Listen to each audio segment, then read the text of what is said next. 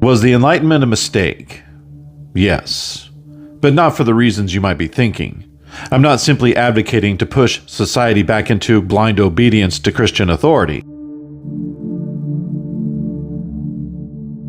I say this because the Enlightenment failed to deliver what it promised.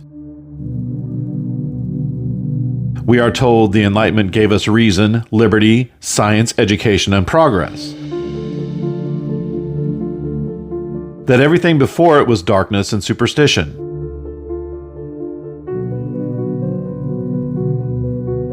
But these things were already in place before the Enlightenment. They were simply bound to Christian truth.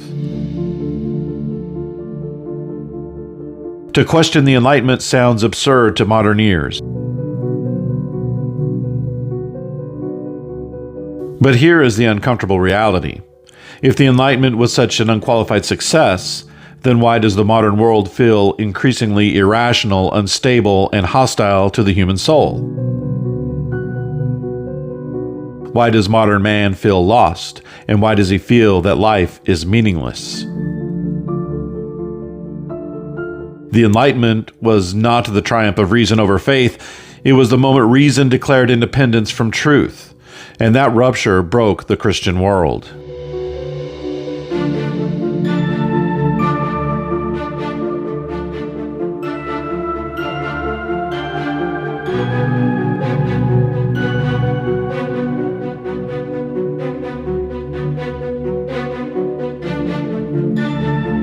If you like what you see, please like and share the video and subscribe to the channel, turning on all notifications. If you would like to support this channel, please do so through Buy Me a Coffee. The link is in the description. Those who have bought coffees since the premiere of my last video and the recording of this one are Kyle, Deacon Dan Stump, Allison Worcester, and Patrick Rendell. You can also like and follow us on Facebook and X. The links for both of those are also in the description. The Enlightenment presented itself as liberation, the throwing off of the shackles of Catholic authority, allowing man to think for himself and pursue his own destiny. Its thinkers claimed that mankind had finally come of age, that authority, tradition, and revelation were no longer necessary, that reason alone could rebuild society on a clean slate. To be fair, these men were reacting against real abuses, corrupt courts, superstitious practices, and political stagnation. But the Enlightenment did not get rid of those issues, and Christian civilization never opposed reason, as is often claimed by the revolutionaries. In fact, the universities, sciences, and legal systems of Europe were built by the Catholic Church, precisely because the world was believed to be rational, created by a rational God, and something that we could understand. The Enlightenment did not discover reason, it redefined it. In Christendom, reason had a home. Truth existed independently of human opinion. Law reflected moral reality, and authority answered to God. Reason was powerful, yes, but it was not sovereign. The Enlightenment made a fatal move. It declared reason autonomous. No revelation, no tradition, no transcendent law, only what the human mind could justify to itself. But since every man walking to the beat of his own drum causes chaos and instability, a standard had to be adopted: democracy. The majority wins. Society, rather than being guided by divine revelation, would now be guided by mob rule. This philosophical shift had political consequences.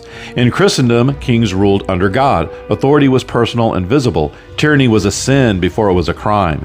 After the Enlightenment, authority came from the people. Law came from consent, not truth.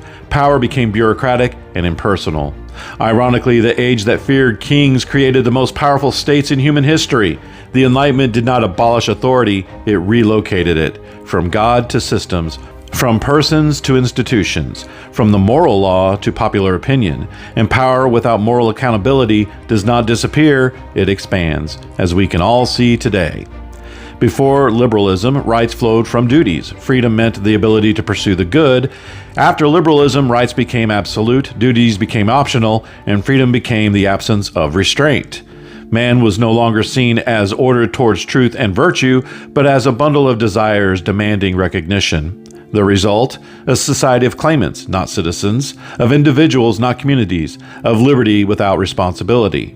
And of course, no one wants to blame the bad fruits of the Enlightenment on the Enlightenment itself. While most people see the American Revolution as a good thing, it was in fact a necessary first step without which the transformation of the Western world could not have happened. Even though I love my country, I don't give the revolution a pass as many do. The French Revolution, communism, Darwinism, atheism, the revolutions of the turn of the 20th century, and both world wars are all the result of the Enlightenment, and it all began with the American Revolution. More blood was spilled wresting authority from God and the crown than ever before in human history, and so the body bags piled up. Hundreds of millions dead over the span of 2 centuries. Yes, that's how young the New World is, and it's already unraveling. Once God was removed as the source of truth, law, and authority, thrones lose legitimacy, altars lose protection, and revolution becomes moralized. The terror was not irrational, it was reason unleashed without restraint. And every modern ideological purge, left or right, descends from the cry of liberty. But let's face it, the problem didn't start with the Enlightenment. It didn't start with the Freemasons, who are undoubtedly the architects of the New World. It began with the Protestant Revolt. The Protestant Revolution began a series of events that led us to where we are today. Yes, Martin Luther is responsible for furries and the rainbow agenda, not directly, but indirectly. First, man demanded the right to interpret the Bible for himself and set up his own Christianity. Then he demanded the right to be freed from Christianity altogether and worship any idea of God he pleased. Then he demanded the right to not believe in God at all, which created the need to find a new way to explain the existence of man and the world around him, which led to Darwinism, which led to communism, which led to all the social revolts of the modern and postmodern era. These movements remain in a perpetual state of revolution. They cry, fight the power and resist, even after they've won. And each ideological movement demands the right to be seen as legitimate or even exclusive. But if each man gets to decide his own truth, and all truths must be seen as legitimate and equal in society, then is there even such a thing as truth at all? This, of course, is an absurd proposition, but it is the natural conclusion of the Enlightenment. And so we see the problem. When truth becomes relative, real truth becomes subject to error. Because our world is fallen, truth must be protected, otherwise error will reign. That's the real problem with the Enlightenment. It set out to make all truths equal instead of protecting real truth as Christendom did. And so the great irony is this. The Enlightenment promised liberty but delivered surveillance states. It promised truth and delivered propaganda, reason but delivered the denial of human nature, tolerance but delivered demands to accept ideology, dignity of humanity but delivered slavery to the economic system. It did not free humanity from power, it freed power from restraint. The modern state does not fear God and therefore fears nothing above itself. So was the Enlightenment a mistake? Yes, not because it valued reason, but because it idolized it. Christendom understood something that the modern world has forgotten. Reason flourishes only when it kneels before truth. Until my next video, God bless.